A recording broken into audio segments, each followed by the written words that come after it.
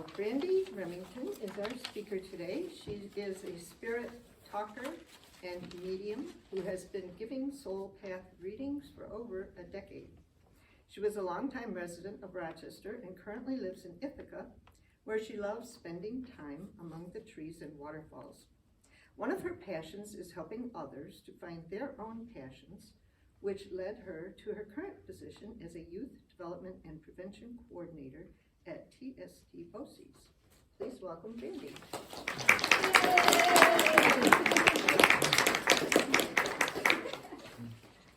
Good afternoon. Good afternoon. Thank you for this opportunity to serve Spirit and to serve all of you. It's great to see so many familiar faces. It's been a while. And I just love hearing the history of the Spiritualist Church. And it's so exciting as a spiritualist to think that we are the next movement. We are the evolution of what this church is going to become, right? Because Spirit is always evolving and pushing us to go further and beyond. So it's really exciting to have you all here. It's also really exciting to be in a room full of mediums and healers and spiritual folks, human service folks, because you are all the servants of this great community, right? So it's great for me to be up here and provide a little bit of service to you. So sit back, relax. Hopefully I'm helpful. We'll see. So when Dale asked me to speak, I was actually just at the beginning of a journey back to reclaiming myself, reclaiming who I am as not just as part of that was as a medium and a spirit talker and as a spiritual being, but another part of that journey was reclaiming myself as who I am as an individual. So that unique path, that individual path that each of us have, I love that it's in that prayer of truth, because that's really what my talk is about today. I had a couple years there where I had been told by all these outside voices that my gifts of mediumship were not meant for me, that my gifts of intuition were not meant for me. They were only meant to serve other people. And I got lost in that. I was going through lots of anxiety attacks. I was serving in my job. I was seeing clients regularly, but I didn't feel like a whole person. I felt like I was my mediumship. I was my gifts. I was a youth worker, but I wasn't a human being. And that's what my reflections today are. About 15 months ago, I started this whole kind of journey where I realized that I had to do three things. I had to accept my own worth as a unique soul on my own unique journey. I had to accept the fact that I wasn't crazy. And that's hard for some of us healers and mediums, right? We go through these periods in our lives where it's like, am I making this up? Because this is like too good to be true, right? So I had to do some of that, and I had to get to a place where I could learn to trust myself. So the past 15 months have been super exciting and have probably been the best journey I've been on. So what I decided to do was let Spirit figure out what this talk was going to be about. And when Dale remembered, she probably wrote it down somewhere. I don't know how she was like, I'm going to get you. You said March. We're going to get you in March. I said, Spirit, okay, what is my topic? And they said, remembering who you are. And I was like, well, that's what I've been doing for 15 months. So this makes sense. So here are my reflections on my journey of remembering who I was, and hopefully it'll provide you with some direction as well. So, like everyone in this room, I have been through a lot in my short period of time here on this earth. That doesn't make me special, that makes me human, right? But I've also, like I said, spent a great deal of these last 15 months or so taking inventory of that time that I've been here on earth, and I've been able to map things out. So I was born at 1 pound, 7 ounces, and 3 months early. I was born a fighter, and even in those early days and months, there had to have been something beating in my chest and filling those underdeveloped lungs that I had, and running through my veins that said something like, come on, tiny body, we have adventures planned for this lifetime. Don't give up on me before we even get started. Scientifically, this life that I'm living, it wasn't meant to be. Doctors told my mom and my dad and my grandma that I wasn't going to survive. And then as the hours and days went on, they were like, okay, she might make it, but she's definitely going to have some developmental and intellectual difficulties in her life. So they basically told them that by no means would I have a normal life. Well, to some degree, right? Honestly, they were right, because A, No one has a normal life. No one has an easy life. And because part of that human experience is the joy and the excitement of the struggle. So if you walk away with nothing else today, I want you to walk away kind of reframing how you think about struggle. There's joy and there's excitement there. That's that part of being human. Because it's the part of the story where you're struggling, where you're battling those internal demons and those dragons that are about to burn down your village to the ground. Those are the times in your life that you get a chance to really go on that epic journey and that adventure that we crave as children. I don't know about you, but I was always waiting for like my adventure, my quest when I was little. But for some reason as adults, we forget these moments and we forget that we were dreaming of them all along. So anyway, in that regard, my life wasn't easy. There's been a lot of struggle, but I did fly through school without any difficulty. Went on to be the first person to go to college, graduate a master's degree, and as far as everyone around me was concerned, my life was pretty normal. But, as you all were laughing, right? What hasn't necessarily been normal, at least by our cultural standards, is my gifts of spirit. Because not only am I a spirit talker, and a soul path reader, and a medium, I'm someone who's born for reflection. And true, deep, meaningful reflection, the type of reflection that uses every part of your being, is also a gift of spirit. Not only am I born for the art of reflection, I crave it. I love to dig deeper and I love to ask why. Why does this feel so comfortable? Why did I react that way? I love to ask any question to myself, really. Like, how could I have done better? Am I acting out of fear right now, or is this truly an act of love? What does this love look like, feel like, act like? How is this part of my bigger story? Why can't this person that I'm trying to reach, why can't they hear me? Is it because I'm not the intended messenger, or is it because I haven't learned their language yet? My mind is constantly churning and turning, but more often than not, it's churning with a connection to my heart, because all these questions I ask myself are not answered with just my intellect alone. The answers come through a mixture of thought and feeling and knowing. See, true reflection is a gift of spirit, brings you back to your foundation. Every answer that comes to you, whether it passes directly through the brain or the heart, emanates from your soul. It comes from that piece of you that has never forgotten who you are, where you've come from, or where you were meant to go. True insight, inspiration, intuition is grounded in that piece of you that has been trying to guide you all along, your soul. It's that piece of each of us that often gets buried as we grow and interact with all these different voices, choices, and various journeys in this world. Because you see, all the energy in this world is not meant for us. It goes back to that unique path in the pair of truth, right? Some energy that is floating around in the form of words, songs, screams, cries, images, thoughts, choices, and possibilities, some of that energy is not part of our individual story.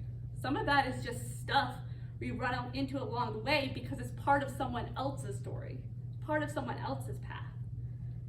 It is meant to help someone else find their way back to their soul's calling, the heartbeat of their journey. But because we're so interconnected and we live our lives side by side, we're exposed to it. And the truth is, we're not meant to pick it all up and the stuff that's part of someone else's story and carry it with us, but we often do. So as you go through this week, I challenge you to identify the thoughts and the ideas and the norms and the stories and the stuff that belongs to someone else and release it. A new release technique that I've used and developed recently is just a simple prayer I say every day in the shower. And I do it when I'm washing my hair, right? And I say, I release everything from my mind, body, and spirit that is not meant for my highest and best, and everything that no longer serves me. I give it back to Mother Earth so she may use it to provide nutrients for current and future life. So back to my map a little bit. I was born, I fought, and I won. Because as I said, my soul told my body and my heart that there were adventures waiting for us, right? And for a solid 7 or 8 years, I was preparing for those adventures. I was looking and listening to the world around me. And back then, I was really good at catching, identifying, and releasing the energy around me that wasn't part of my story. I had screaming, drunk relatives. I had a drunk father who was very loud and unpredictable. And I had a wounded, sad mom who was so loving and kind, but forgot somewhere along the way what she was living for and who she was. And this energy was heavy and dark, but my little self knew it was not meant for me to carry.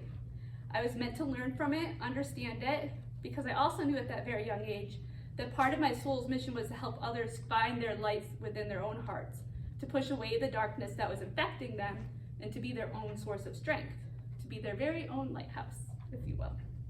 So little me, I just simply watched and learned what it looked like when you lost touch with your own inner light, but I never took on that heaviness because I knew it wasn't mine to carry.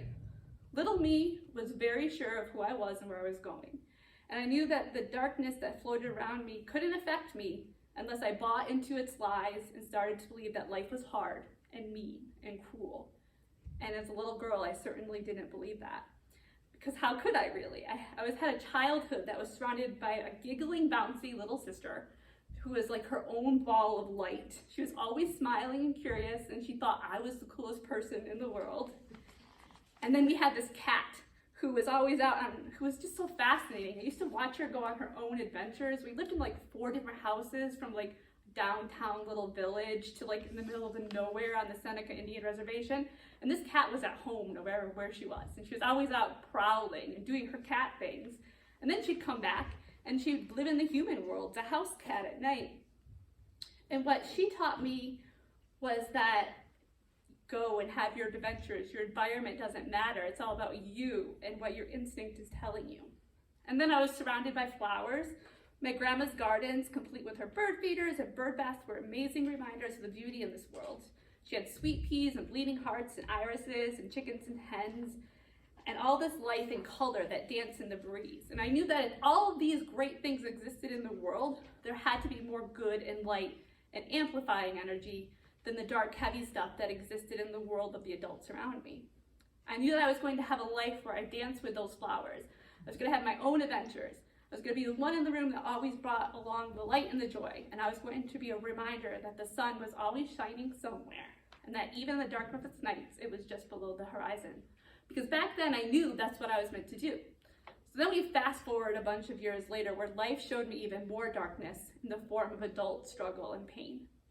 I got a firsthand glimpse of what pain without release could do to a heart. I watched my mom be admitted to a psychiatric facility twice. I watched my dad's drinking get worse and worse and worse.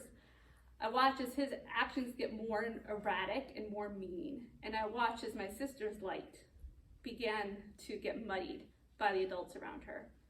And she did get confused and lost.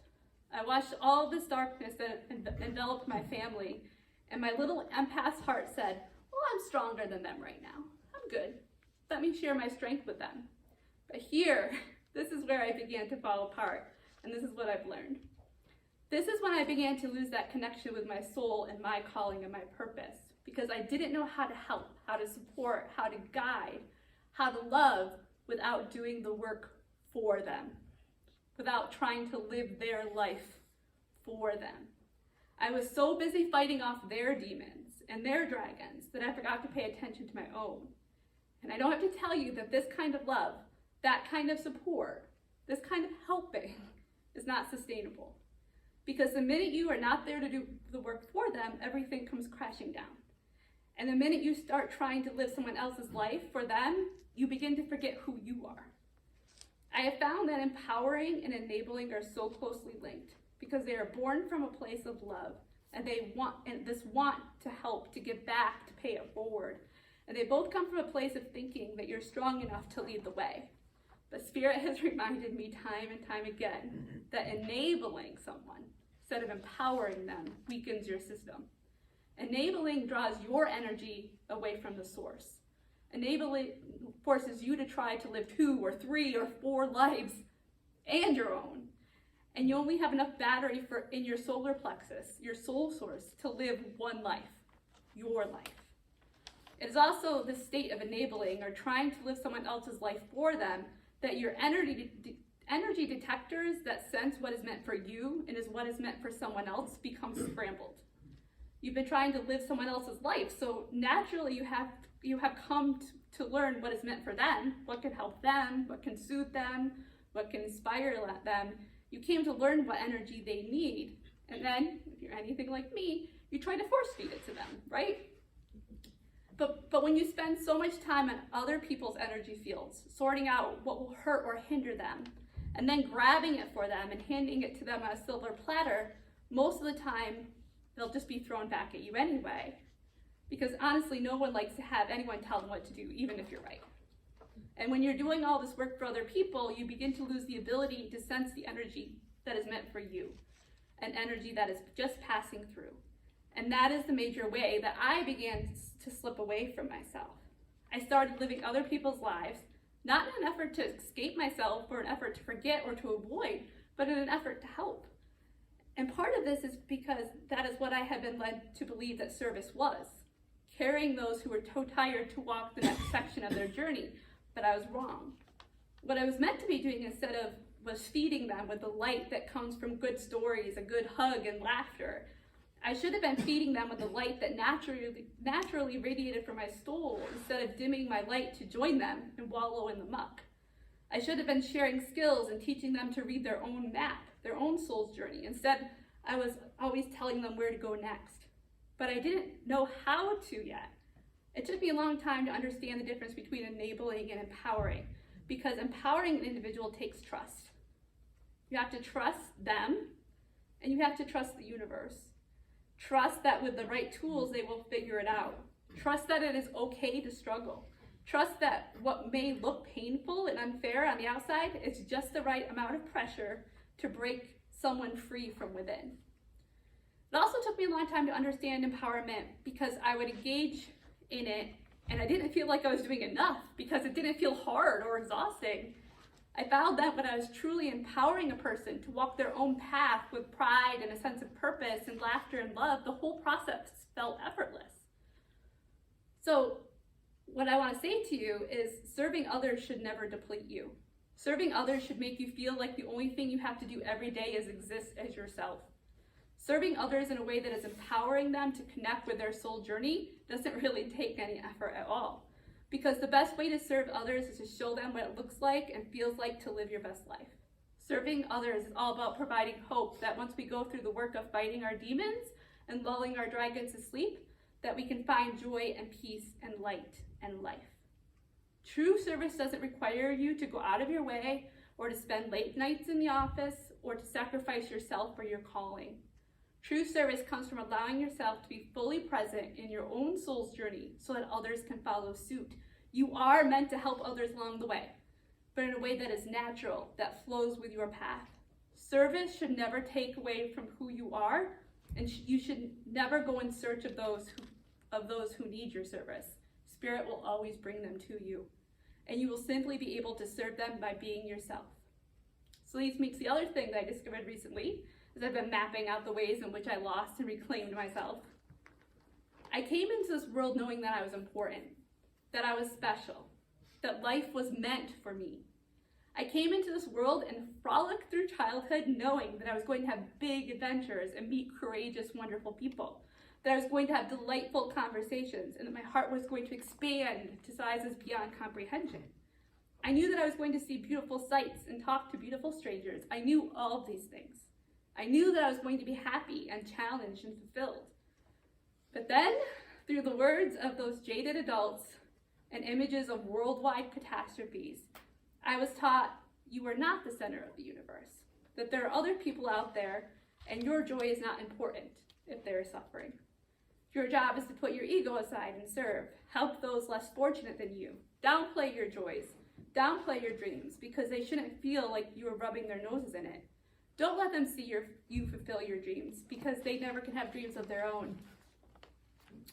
It's a mishmash of survivor's guilt, savior complexes, patronization, and a misunderstanding of what it means to be a humble servant, isn't it? It makes my head spin still when I think that I bought into that. Because, yes, balancing humility and ego is important. Balancing individuality and the collective is important. But the key is balance. And those messages are meant for those whose egos are heavy. And for those of us who are ego heavy, and not all of us are. And I'm guessing everyone in this room is not ego heavy. Some of us lean heavily towards humility and the collective. Some of us are at risk of forgetting that we are the main character of our own story, that we have a soul's purpose, and that we are here to experience life as human beings, that we have been given the privilege of life, to enjoy and serve. I mean, I honestly lost track of that. And you can talk to my friends in this room, one who's sitting in the audience today that always told me, you are human, you get to be human. See, a truly human, humble servant doesn't pretend they don't exist. A truly humble servant doesn't pretend that they are not human. A truly humble servant doesn't put their own needs before or after another's.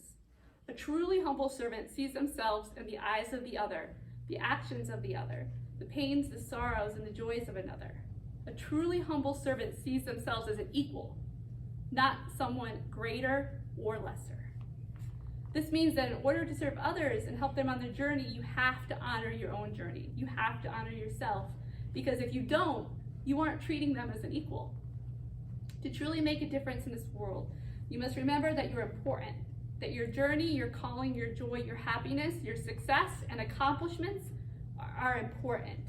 Because yes, you are meant to help others, empower them, love them, witness them on their journeys. But first and foremost, you need to tend to yourself and honor your own journey, your own calling, your own path. So as I close, I'm going to leave you with this message. And this is directly from Spirit. Allow yourself to be human and experience this world with an open heart. Start by going back to your own childhood garden and remember what you already knew to be true when you walked this earth with wide eyes and without the input of tired, lost, and confused adults. Because really, what I have found over the last 15 months is that the children really are our future, but not just the children of today, but those children of years gone by that are waiting for us in our hearts and our memories, eagerly standing there asking for all of us to listen to them, because they knew what your plan was all along.